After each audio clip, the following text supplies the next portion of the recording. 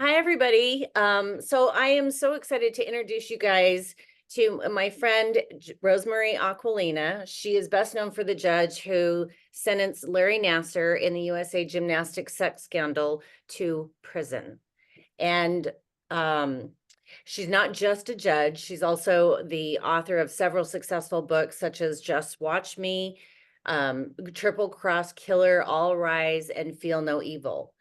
She is an advocate for those of us women and girls who have been victims of sexual abuse, and she uses her voice to champion around us and give us tools to help us heal.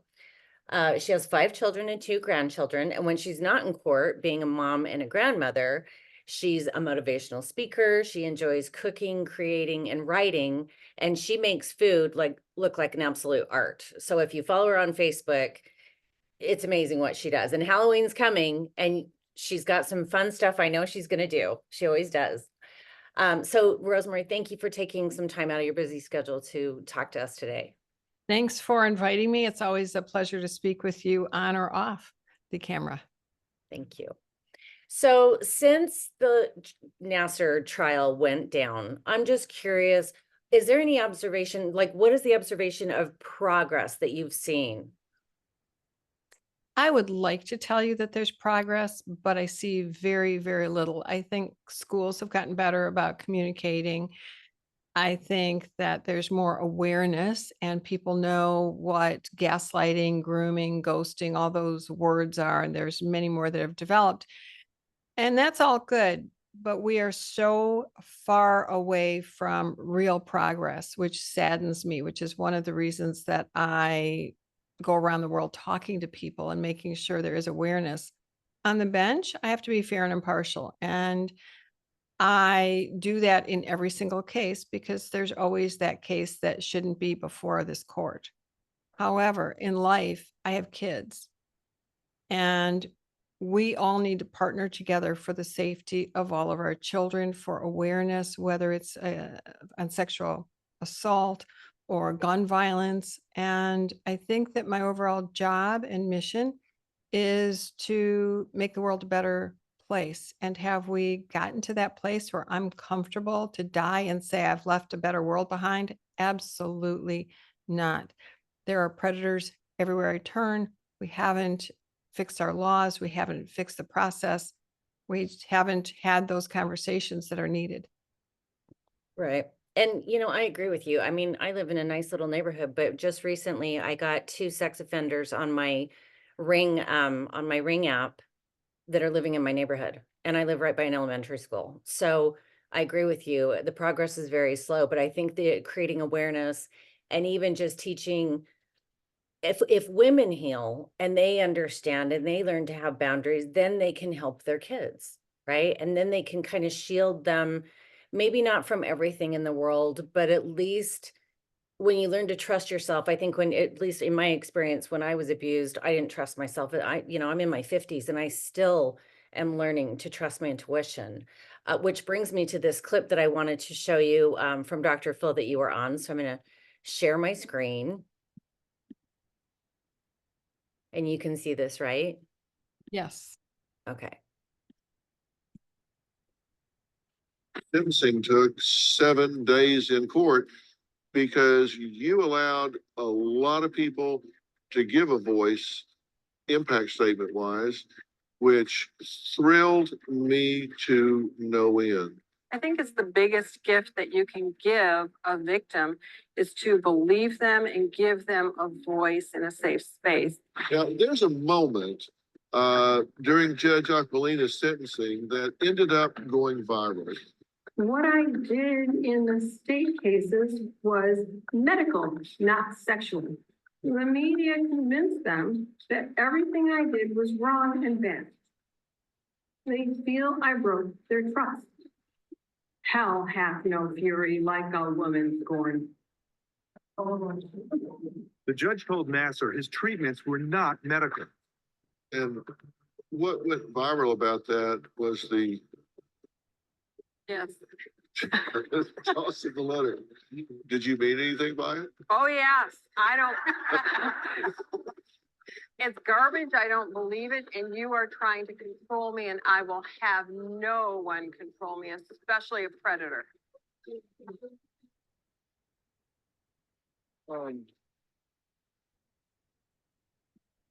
Okay, so every hair on my arm is standing up right now, and I'm inspired and like almost it's almost like my heart skips a beat every time I watch that. That conviction in your voice is where we want to find conviction in our own voice. Like no predator, nobody will take my power away from me ever again, right? So thank you for that. I mean, I just love that clip. So the next question I have is, what advice would you give young girls or women to help them heal from their trauma, or at least put it in perspective? I don't think that sexual assault has sort of a one size fits all. It depends on where people are at, but they need to know that they matter, that these wounds that they have, turn them into wisdom, flip that script of pain into power and the sadness into strength. They need to know that they are worthy of love, healing, inner peace, safety, joy, and that they're clean and whole. And there isn't really a recipe, except that the farther away you get from the trauma, the more you come into view. And you need to start seeing yourself, looking in the mirror and saying, I love you, I matter. And I've worked with victims. I've been at speeches where victims come up to me and they're crying and they tell me their story. And I've turned around and said, let's look in the mirror. I want you to say something nice to yourself. And they cannot do it. They literally cannot do it. If you are in that place, start from the place of not anybody in the room, just you in the bathroom, looking in the mirror. Look at the light in your eyes. We all have that light. See your power. Say something nice. It can be, I matter. I am worthy of love. I am capable of holding down a job. I am capable of hugging my children today and smiling as I go outside. Whatever it is, it can be very, very small. It can be very large, but start small, do it every day, and affirm that you are worthy and whole, and that your past, that you didn't ask for it. You were given this. Someone stole part of you. You will get it back. It will be returned to you even greater when you're ready. But that past, that trauma does not define you. You are magnificent in every way. And you will earn that just in your own superhero gut, trusting your gut, telling yourself, I matter, damn it. And do it every single day until you believe it. I was telling you before we came on here, with my, with my sexual abuse and the things I went through, I mean, I was taught, it taught me sex is love. And so I just gave out like expecting to be loved. And I'm like, why am I being rejected? And all this rejection, I'm not enough. And it just affirmed I'm just nothing. And I don't deserve love. And as I went through all these relationships and just bouncing up and down and in and out of relationships, I was 36 and I was like, whoa, you know what? There might be something wrong with me. And if I don't make some changes, I'm going to be 50 dating the same guy with a different face. And I got, when the student is ready, the teacher always appears. And this life coach dropped into my lap. And I said, Uncle, I do not know what I'm doing. I don't know how to do my life, but I know I don't want this life. I know I don't want that. And deep down, I think I knew I deserved more. At least I had the desire to want more. And I think that that's where the healing has to start. Like everybody's got to get to a place, whether it's drugs, alcohol addiction, trauma, where you hit your rock bottom and you go, okay, I can't do anymore. It's time for therapy. It's time to reach out. It's time to reach out for help and start to just, peel this layer of this onion. So Well, and you're absolutely right. Because when you let go of the trauma, you see yourself, you can be yourself. And the more you release the trauma, the more you release whoever that predator was, whether you know him or didn't know him or her, whoever it was, the more you release them, the more you see you. they disappear. As soon as you appear, they disappear. When you take your power, you take theirs away. You get your power back. And so what you're saying is really, really important. And sex is not love. Sex is an act that anybody can do. Animals do it all the time. Love is a whole other level. It's a higher level of anything else. And so you need to confront that and say, I'm worthy of being loved. And love is really emotional. It's very emotional. It is not physical. It's an physical hugs, sex, whatever the physical is, that is a result of love. And when it is a traumatic event, that's a result of hate. You need to release the hate, move past it, see yourself as a loving, magnificent human being who's worthy of being here, and move past that trauma and release the fear. Right. I love that. I love And that. it's hard. I am not saying it is easy. It is a daily event. It is no different than an alcoholic who has to say, I'm an alcoholic every single day, even though they have not had a drink in 20 years, because it's easy to step back. So it's something you have to work on every day. Right. And I agree with you, because being a recovering addict for me, it's the same thing, that people call them dry drunks all the time, that are, they may be sober, but they're not working a program. So it's the same thing. If you're sober from any addiction you have, if you're sober from your trauma, but you haven't worked through it, you're not working a program, you're still running amok with crazy behavior. And so I mean, for me, I'm just like, this has got to end. I'm hurting people. I'm hurting myself. I'm going nowhere into everywhere. And it's just got to be absolutely nuts for me. So my rock bottom got to be, it was pretty low, I mean, it was low enough that I just surrendered to the fact that, you know what, I do not know what I'm doing and I need some help. But I want you to realize, and everybody else, asking for help is a sign of strength. You have that resilience in you. And I've watched you over the last, I don't know, several years, and you have decided that you're worthwhile, and you have decided with courage to move past it and move forward. And I hear that in your voice, in your resistance to negativity and wanting positivity. And you are very resourceful and you take on challenges. And those are things that I think in past years you were hesitant to do, but now you willfully do them because you have found your power and continue to find that. And so you have come a long way. People shouldn't look at you and say, oh, yeah, it was easy for you, but it's tough. I've seen you grow. I can hear even the change in your voice. I mean, that's how much people can change. You might look the same on the outside, but your insides grow and you grow stronger. Your voice is firmer. Your eyes are more direct. Your stance is taller. There's a lot that goes into healing, and every baby step matters. And even when you take steps backward, which everybody does, you still learn from that, and that's still a teachable moment. So the step backwards is still a step forward. I love that you say that, because I mean, definitely it's like, you'll learn all these new tools, but then you'll get some tools in your toolbox, and then you have these moments of amnesia and you go back into old behavior. And it's like anything, it's, somewhere it's, I think Tony Robbins said it's 28 days to make or break a pattern. But when you're dealing with something so big and a lifetime addiction, lifetime of trauma, years of this, it's an ongoing thing. And I think for me, just getting to a place of my self-love, my daily prayer, my daily 10-minute meditation, that's about all I can take. Little things I do daily has to be as important and as much of a priority as brushing my teeth. It just has to be, because it just a little bit of meditation and just kind of centering myself helps remind me who I am. It's funny because you remind me of those people on the bench who say, and I wish they heard what you just said.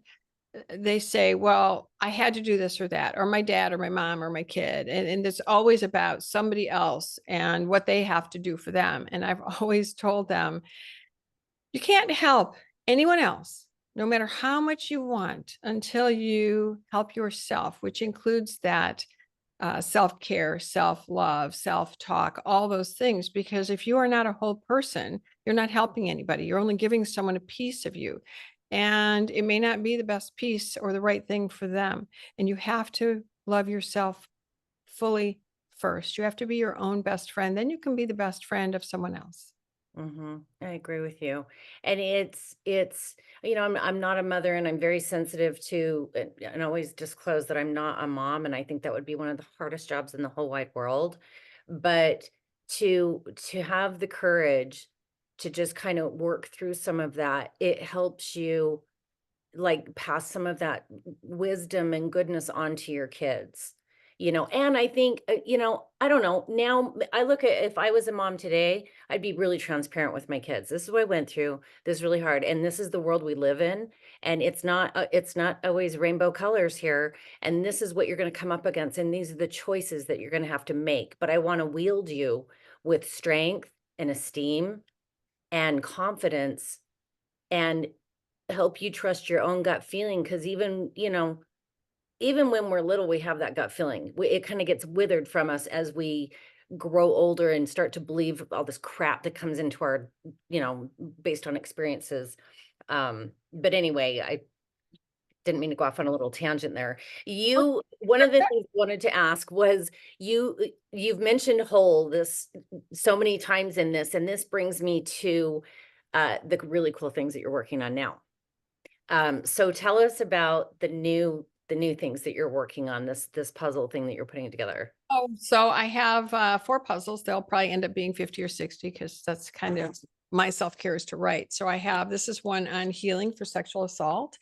And the logo it's Warriors Affirmations. So the W is broken, but it has the colors of trauma because you can be healed. And that's where that circle comes.